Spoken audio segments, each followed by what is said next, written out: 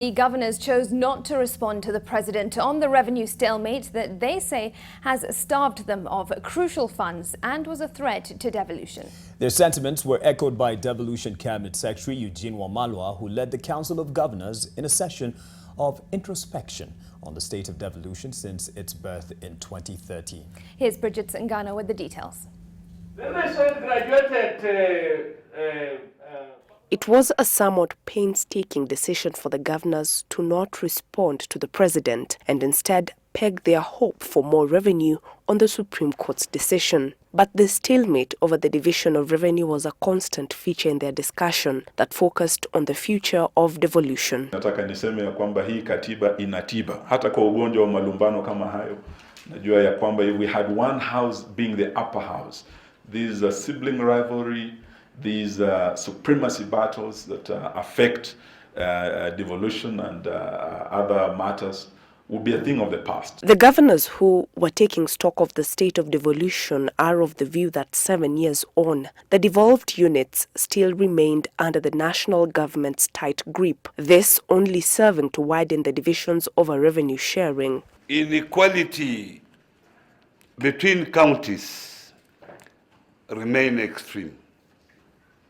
And in many cases, the inequality is even worse.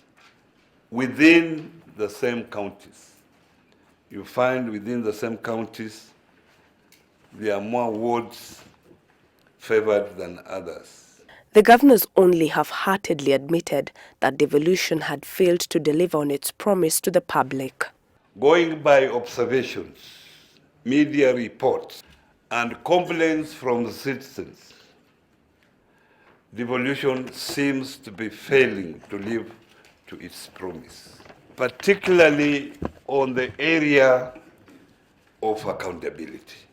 The counties have been criticized for extravagant spending in non-priority areas, with some of its officials accused of feathering their own nests. The president only echoing calls for more financial accountability in the counties.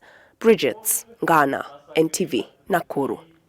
Have sent from the demands for more funds to the possible loss of more taxpayers' money, even as investigations continue into how government officials colluded to defraud the taxpayer of 19 billion shillings in the Aror and Kimwarer Dam scandal.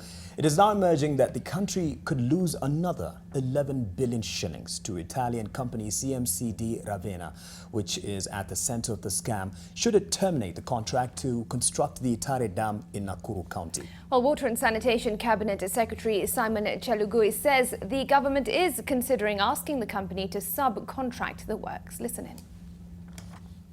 Because we have had hope that on engagement of these people, if we are able to assign the works to maybe a contractor who is able to deliver while retaining the loan, because the moment we lose the loan and the funds, we may have to now look for alternative sources, which may not be easy and ready. And by the time we get the project integrity, the progress of works, and permanent works which would have been done might be rendered unuseful, and we may have to redo again from square one.